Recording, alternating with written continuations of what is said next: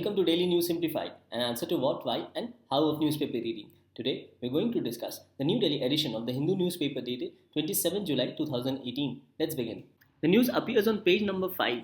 It says, "Can't ignore ban on women in Sabarimala temple, the Supreme Court of India." So, in this particular news, the Sabarimala temple in Kerala has banned the entry of women in the age group of 10 to 50 years on physiological grounds. And in this particular case, India Young Lawyers Association has filed a petition in the Supreme Court, and in the petition they have challenged this particular ban on constitutional grounds of Article 14 as well as Article 15. The Supreme Court in this ongoing case raised a crucial question. The question was whether the practice of banning entry of women in the age group of 10 to 50 years is essential and integral part of religious denomination.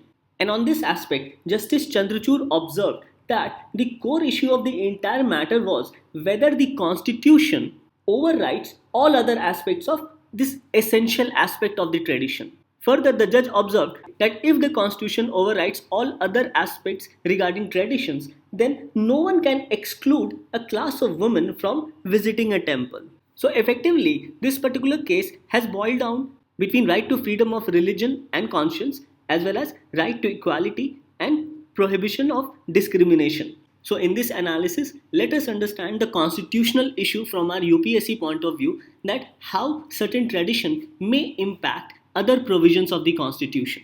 And in this ongoing argument, the Chief Justice of India also observed that despite the tradition, it cannot be forgot that a class of women is disallowed and the court cannot be oblivious to this particular fact.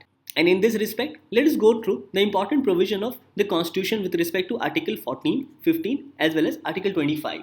So Article 14, I'm sure you all know, it's all about equality before the law. It says that the state shall not deny to any person equality before the law or equal protection of the laws within the territory of India.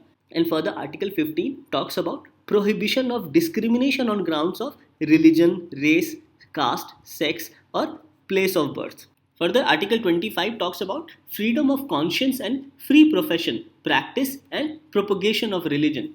And it says that subject to public order, morality and health, all persons are equally entitled to freedom of conscience and the right freely to profess, practice and propagate any religion. However, this article says that a state can make certain laws with respect to providing for social welfare and reform or throwing open of religious institutions of a public character to all classes and sections of Hindus. However, this particular case pertains to banning of entry of women 10 to 50 years in the Sabarimala temple, and a case has been filed which has challenged that particular ban. So this is an ongoing case. So let's wait and watch for the final decision of the Supreme Court. In the meanwhile, I'm sure you have better clarity with respect to Article 14, 15 as well as Article 25, that is freedom of conscience and free profession, practice and propagation of religion. This topic forms a part of GS paper 2 under Constitution and specifically under features of the Indian Constitution, that is the fundamental right. With this, let's move on to the next news. The next news appears in the editorial section on page number 8. The news reads, "Tackling HIV.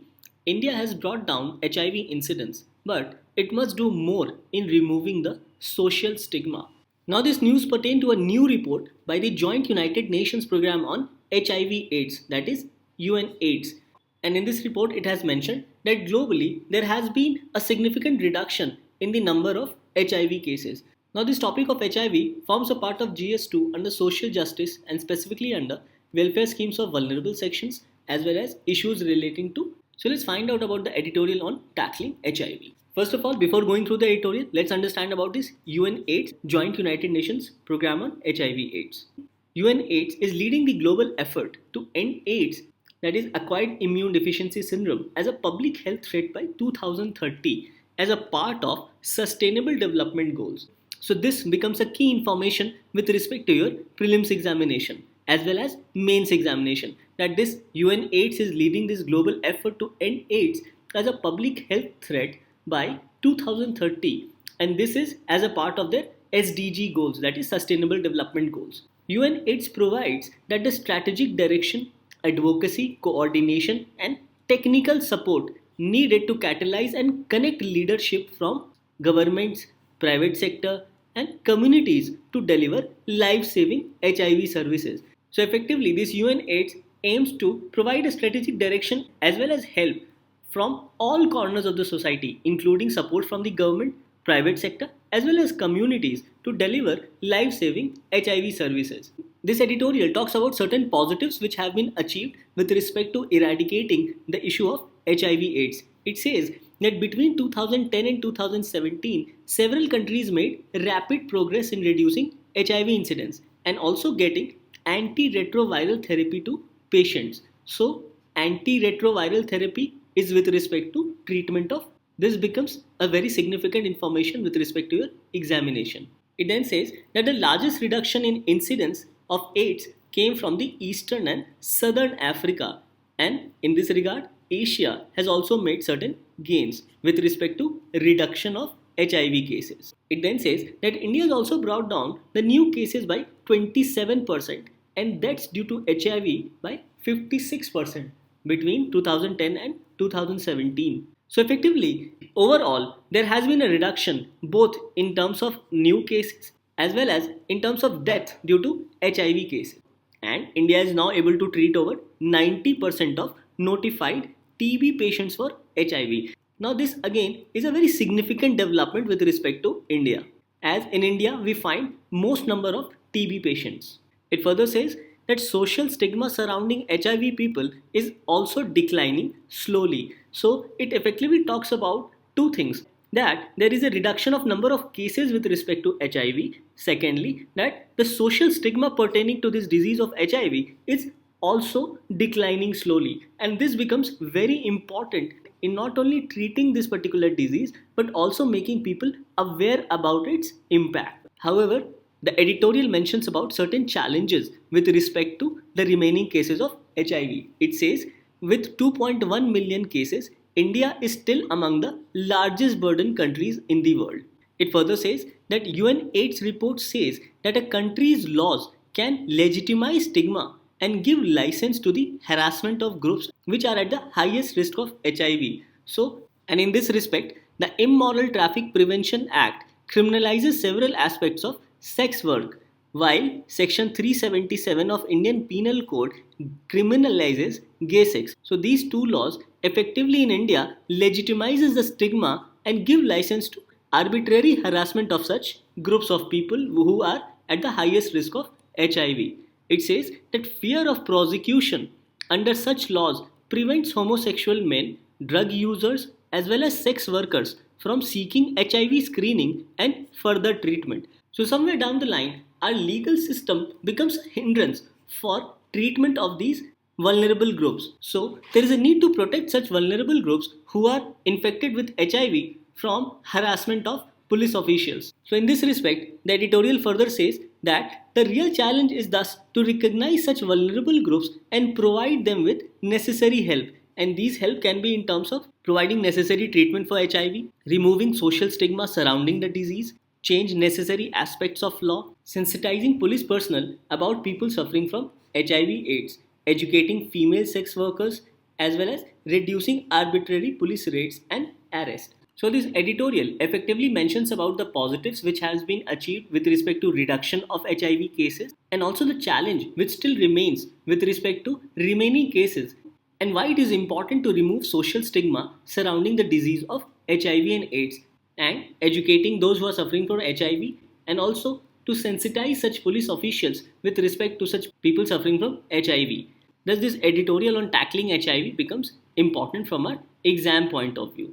And in this respect, it's important to remember that Joint United Nations Programme on HIV/AIDS is leading the global effort to end AIDS as a public health threat by 2030, and this also becomes a part of Sustainable Development Goals. With this, let's move on to the next news. The next news appears on page number 8 in the article section. The news reads AI Superpower or Client Nation, that is Artificial Intelligence.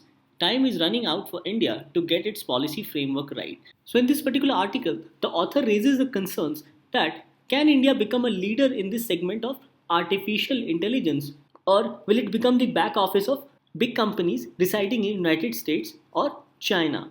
So, let's go through the particular concerns which the author has raised in this particular article. It says India, even though currently has an advantage of having a strong IT capabilities and domestic market for data harvesting, it does not possess companies with business processes capable of competing with US or Chinese companies. So it says effectively that even though India has potential with respect to IT and data harvesting, however, it does not have big companies with business processes capable to compete with the companies of that of United States or even China. Further, US companies such as Walmart, Amazon, Facebook, Google, and others are evolving to acquire data of Indian consumers for the use of artificial intelligence. So, this acquiring of data for data harvesting or data mining becomes another concern with respect to growing of India or Indian companies as leaders with respect to artificial intelligence. Further, it says that lack of presence of an Indian companies in artificial intelligence will further hamper Indian non-economic artificial intelligence capabilities. Whereas Google and others are aiding US defense in artificial intelligence, but India does not have any such company on such grand scale. So, in simple words, we can say that in comparison to big companies like Walmart, Amazon, Facebook, Google, India does not have any company on such scale or on such grand level so as to compete with them in terms of utilizing these artificial intelligence technologies.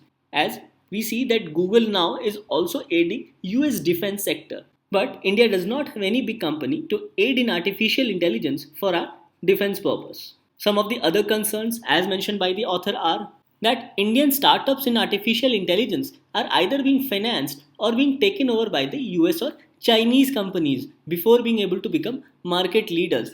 It says that Indian startups in artificial intelligence are either being financed or being taken over these US or Chinese companies because Indian startups are not able to come up on that scale to become market leaders.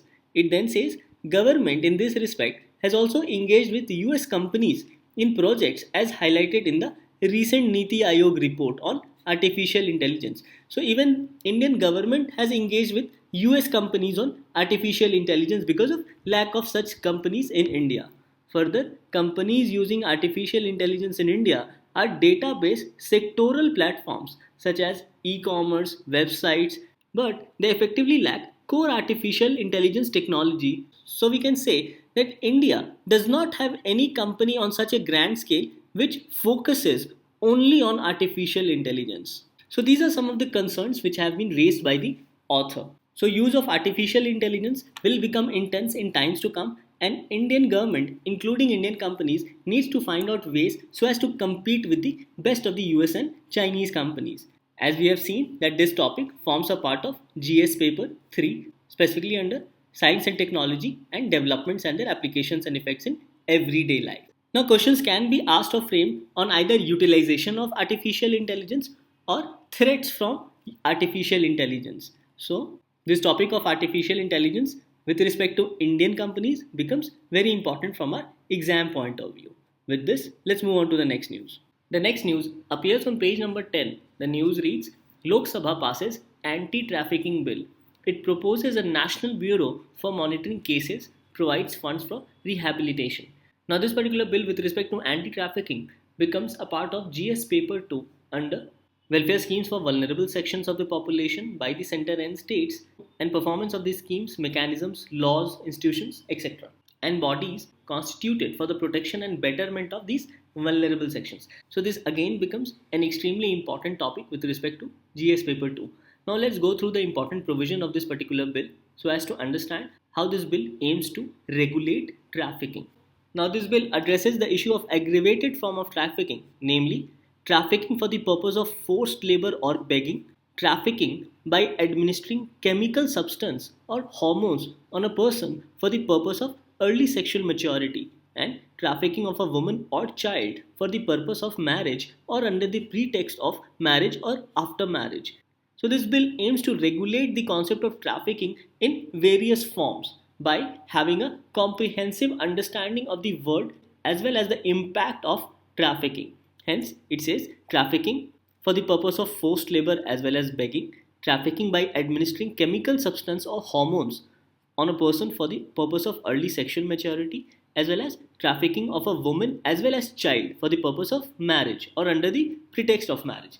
So the regulation of all these forms of trafficking becomes extremely important, and this is what this new 2018 bill aims to regulate. Further, this bill lays down a stringent punishment of 10 years to life imprisonment for aggravated forms of trafficking, which includes buying or selling of persons for the purpose of bonded labor or bearing a child, and where chemical substances or hormones are administered, and if such a survivor acquires life threatening illness or diseases such as AIDS.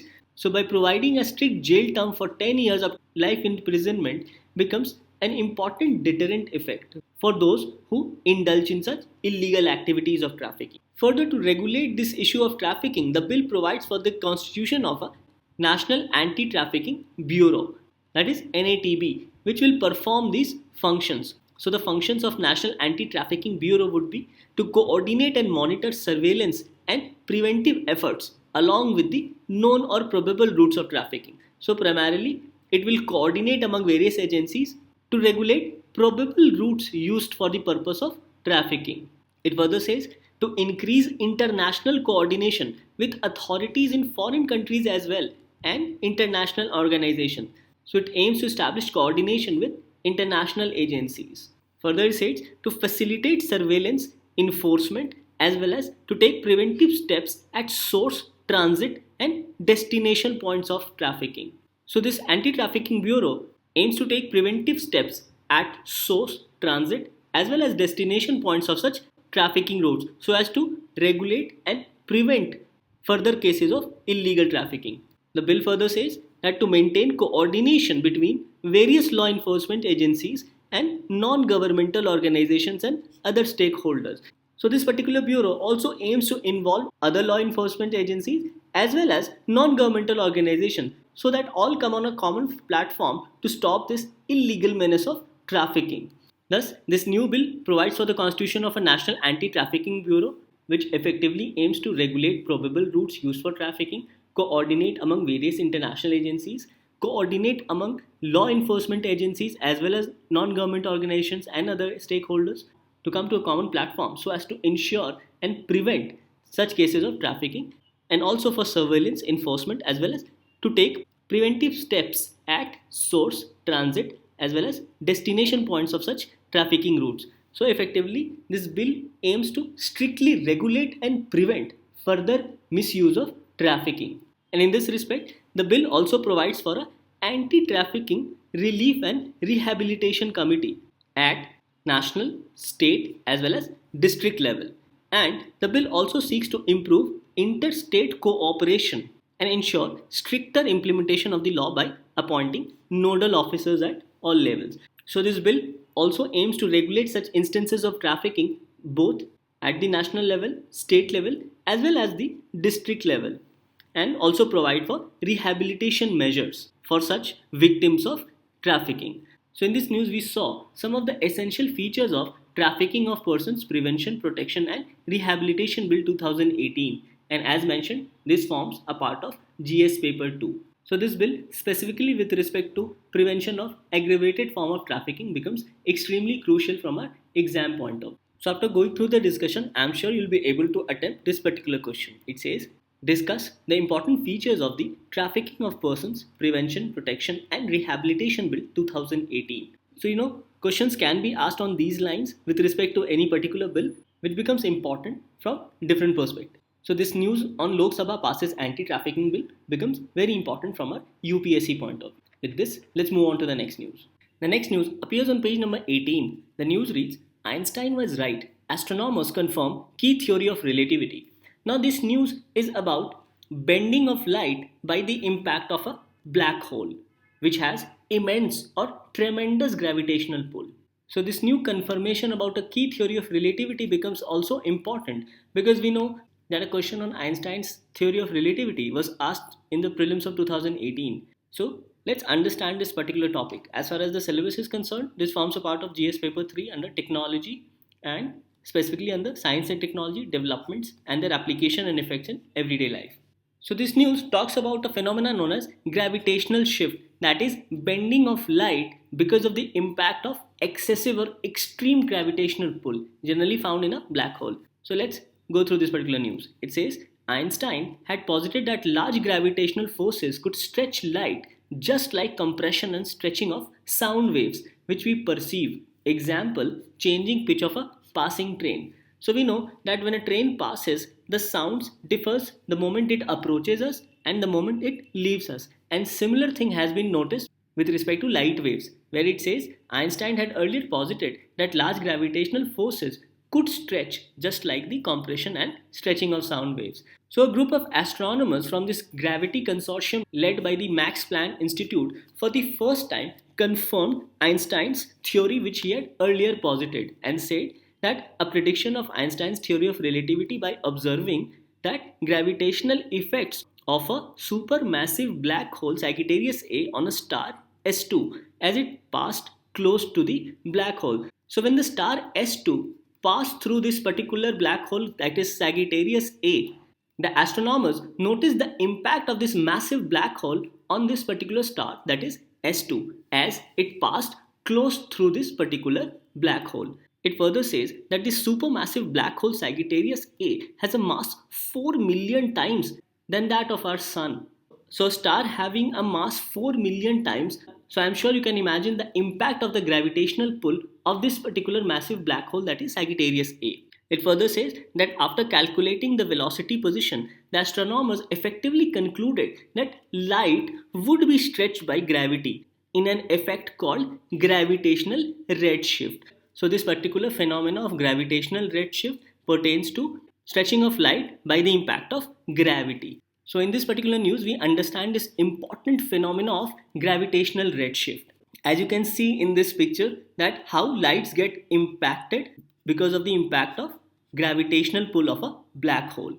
So what are the benefits of this particular breakthrough which the astronomers have just achieved? So Einstein effectively said that black hole having extreme gravity pull can bend moving light wave, and now the researchers with the use of this gravitational lensing can view these activities taking place behind the black hole. So after confirmation of Einstein's theory that light can be bended by an impact of extreme gravitational pull, now researchers want to utilize this concept to study what is happening behind the black hole through a concept known as gravitational lensing. Further, it says astronomers hope that they can make practical use of the latest confirmation of Einstein's theory to track shift in S2's trajectory due to gravity. So now the astronomers can track impact of gravitational pull on the trajectory of this particular star, that is S2.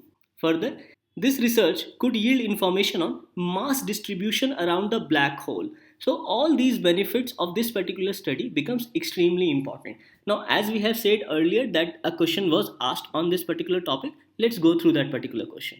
So this question was asked in the year 2018 itself in the prelims examination of UPSC. So it says, consider the following phenomena. Light is affected by gravity. Yes, we know that light is impacted by gravity. Second, the universe is constantly expanding. Yes, we already know this, that the universe is constantly expanding.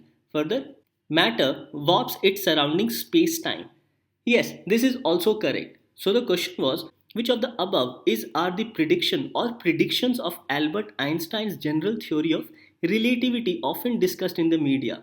The options were 1 and 2 only, 3 only, 1 and 3 only, and 1, 2 and 3. So we know that the correct answer is 1, 2 and 3. That is, all of the 3 are correct with respect to this particular question. Hence, it's important to know latest research with respect to Einstein's general theory of relativity. So this news on gravitational redshift as well as gravitational lensing becomes extremely important from our exam point of view.